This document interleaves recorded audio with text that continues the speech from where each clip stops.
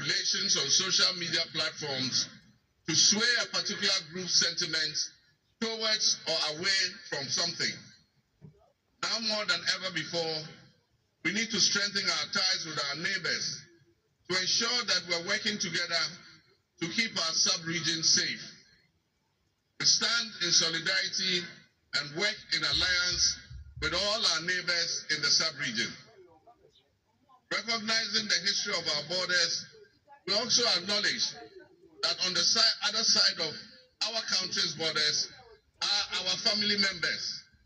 They may be Ivorians, they may be Togolese, they may be Burkinabes, they may be Nigerians or Malians, but they are also Akans, they are Kasinas, they are Guans, they are Ewes, they are Nzemes, they are Hauses, they are Moshis and Gurmes, because we are all part of one another, one big family.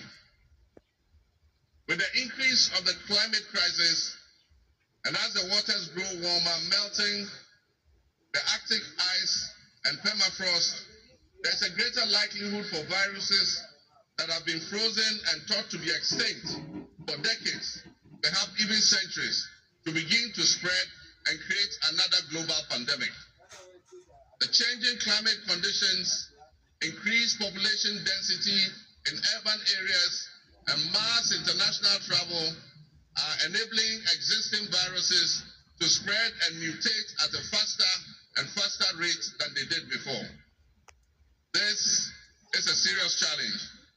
Let us not forget the toll that the past epidemics of viruses like Ebola, COVID, and Mpox have taken on the families and communities and medical infrastructure in several of our neighboring countries and in the sub-region. Let us also not forget how swiftly and completely the COVID pandemic brought the entire world to a screeching halt.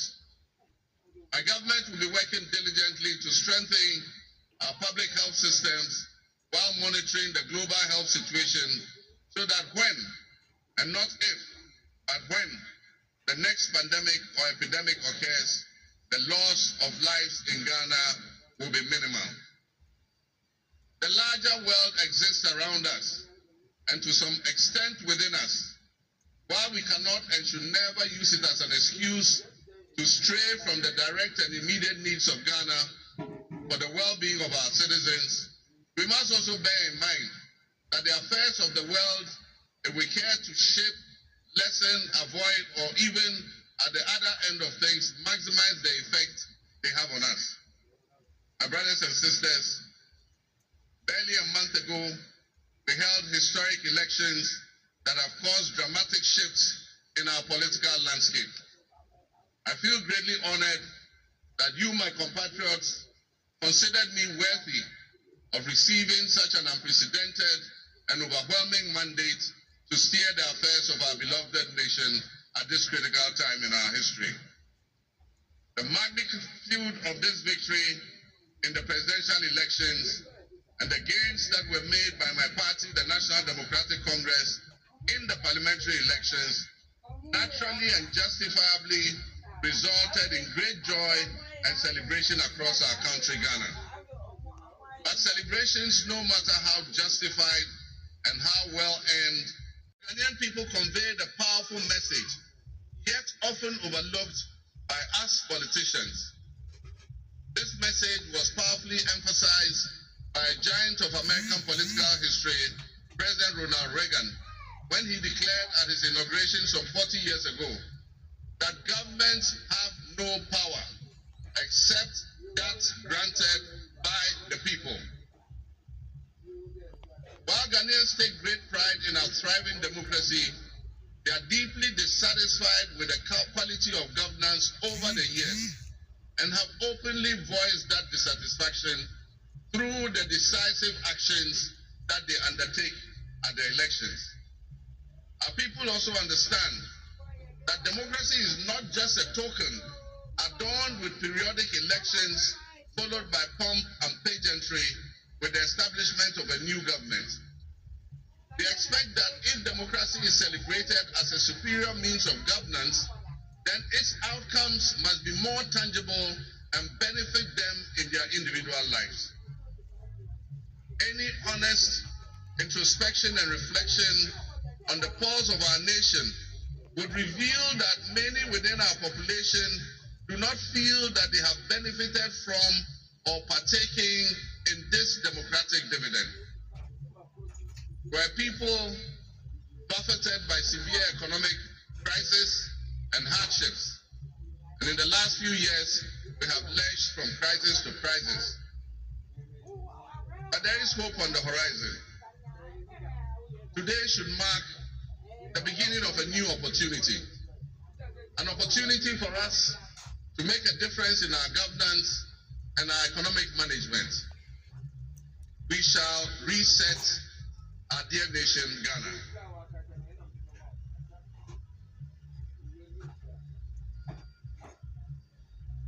To the millions of my fellow countrymen and women who joined long queues and waited in the sun for their turn to vote for me, you have my sincerest thanks for honoring me.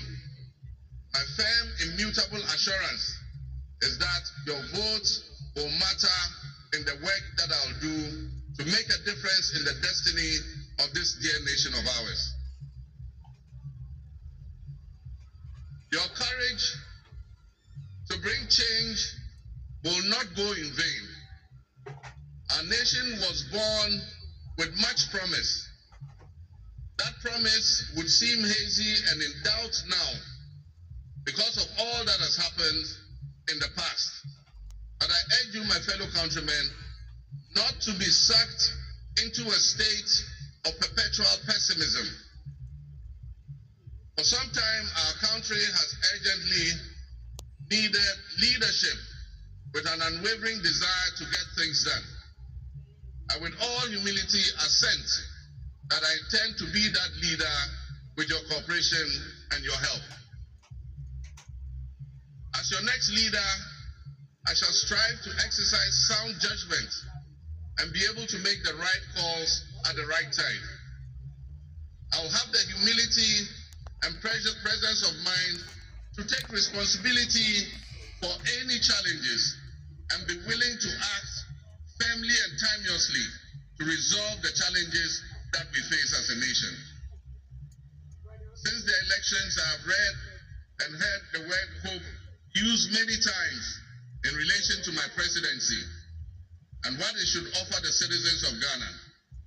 I intend to speak plainly and clearly to you today, and every time I address you subsequently, I intend to always tell you the truth. The circumstances we find ourselves in are indeed dire, but even so, I'll be decisive and swift in my actions. We'll focus our initial efforts on 4 critical areas. The first is economic restoration and stabilization of the macroeconomic environment. Second is the improvement of the business and investment environment to ensure that Ghana is once again open for business. The third is governance and constitutional reforms. And the final, but not the least, is accountability and the fight against corruption.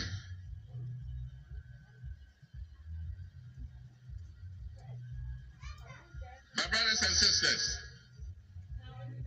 actions have always spoken louder than words. With that in mind, I have entered into a covenant with you, the good people of Ghana, in which I have enumerated 26 actions that I'll take within my first 120 days. There is reason for hope, and there is every reason for hope. But we must also have faith, because faith empowers us to trust the things that will happen.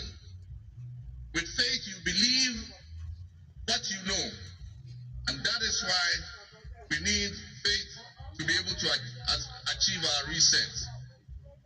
We need a reset with the faith we have in our country and our leadership.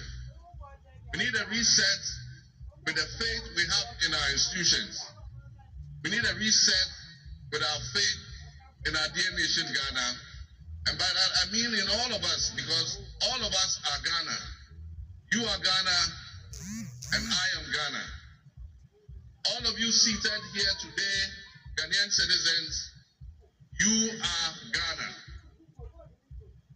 The people who you are with or near you as you watch this on television, in your homes, or listen on radio, or follow on social media are what we call Ghana. I ask that we enter into the covenant with the Ghana we all love and the good people of our country who make up this dear nation. And I ask that you envision a Ghana that you want to live in, a Ghana that you want to leave behind to your children and your grandchildren. What can you do to help build that better Ghana that we all strive for? What behaviors, what attitudes and mindsets can we reset? We need a reset, and we have faith in Ghana's ability to overcome, excel, and be so successful with this reset that it will be difficult to imagine a time when that was not the case. As we stand at this momentous crossroads in our nation's history, I am honored and humbled to accept the mantle of the President of the Republic of Ghana. Today we celebrate a new administration and herald an unprecedented era of opportunity and transformation. With Nana Jane Opoku-Agyeman by my side, we are poised to embark on a journey of progress and inclusivity, united in our vision for a more prosperous Ghana. This day is particularly special for us and for every Ghanaian who dreams of a society where barriers are shattered and ambitions are realized. With the inauguration of Ghana's first female vice president, we have turned a significant page in our history. Nana Jane's ascension to the high office is not merely a personal triumph. It symbolizes our collective commitment to fostering a nation where gender equality and female representation are cherished and amplified. This is a powerful testament to the power of diverse voices to shape the future, voices that have the courage to soar beyond our traditional confines. My brothers and sisters, together as we look to the horizon, we reaffirm our dedication to breaking the glass ceiling that has long hindered many from reaching their full potential. Governance that reflects all segments of our population strengthens our democracy and enriches our conversation. We stand committed to enacting policies that empower women and ensure that the door of opportunity is opened wide for our youth and our women, regardless of their background. Together we'll galvanize our efforts to create a society where every Ghanaian can dream, believe, and achieve without any restraints. Remember that great leadership is not defined merely by the offices we occupy, but by the legacy that we leave for future generations. My administration, along with my Vice President, Nana Opoku-Agyeman, will prioritize inclusivity, accountability, and innovation, forging pathways that will lead to the upliftment of all of our citizens. I'm profoundly grateful for this moment, a cornerstone in our journey towards a brighter future for Ghana. In this resounding victory, I see a clarion call, particularly from the youth of Ghana, a generation that is brimming with potential and dreams that are waiting to be realized. This moment is a powerful affirmation that your voices matter, that your aspirations are valid, and that your future must be our priority. We're committed to translating your hopes into action and creating opportunities for education, entrepreneurship, employment, and empowerment. Our policies will be tailored to sustain innovation and foster industry that engages today's young minds and equip them with the skills needed for tomorrow's challenges. Together with the private sector and captains of business, we will create decent and well-paying jobs. As we embark on this new chapter, I assure you that our decisions will champion diversity in all facets of governance, ensuring that every Ghanaian, regardless of your ethnicity, your gender, your age, your religion, or any background, will have the opportunity to contribute to our nation's story. Ghana's youth represent the heartbeat of our democracy. Their ambition will drive our policies as we strive to create an inclusive, equitable society where everyone has a seat at the table. Our vision hinges on the introduction and implementation of a 24-hour economy. We envisage an innovative and vibrant 24-hour Ghanaian economy, which will also be anchored in agriculture and agribusiness. This innovative approach will unlock potentials that have long remained dormant, enabling us to harness the energy and creativity of all our people.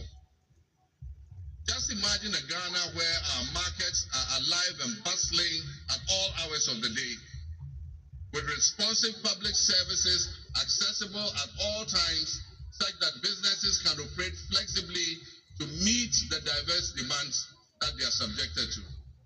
And young people, including entrepreneurs, can find opportunities regardless of traditional institutions. The 24-hour economy model will also bolster job creation for the young people, stimulate local industry, and attract foreign investments, and allow us to build resilient communities and a sustainable future.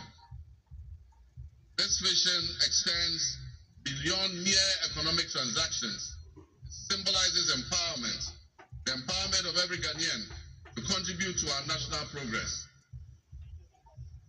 My fellow citizens, this vision will allow us to embrace diversity, to cater to their varied lifestyles and preferences, and foster a culture of inclusion, ensure that every citizen can enjoy the fruits of his hard work. To the business leaders and entrepreneurs, I invite you to support this new model and join me in shaping a business environment where creativity thrives and where the fruits of your investments contribute to the collective welfare of our nation. Your role in driving our economy forward cannot be overstated. Your innovation and dedication will be a backbone of our success story. And I pledge to you that we would thank you, Your Excellencies, my fellow presidents, for leaving what is a busy schedule behind and coming to join us at this ceremony. Your presence brings honor to this inaugural ceremony. And I want to extend my heartfelt thanks to all of you and to our sister countries who have traveled from near and far to be with us today. Your presence is a testament to the strong bonds of friendship and cooperation that exist between our nations. And I promise you I will work to foster the partnerships that transcends our borders, and I'll work collectively with you towards regional stability, economic growth, and mutual respect between our nations. To my friends from across Africa and the world, I thank you and welcome you to Ghana. And in our local parlance, I say Akwaba to all of you.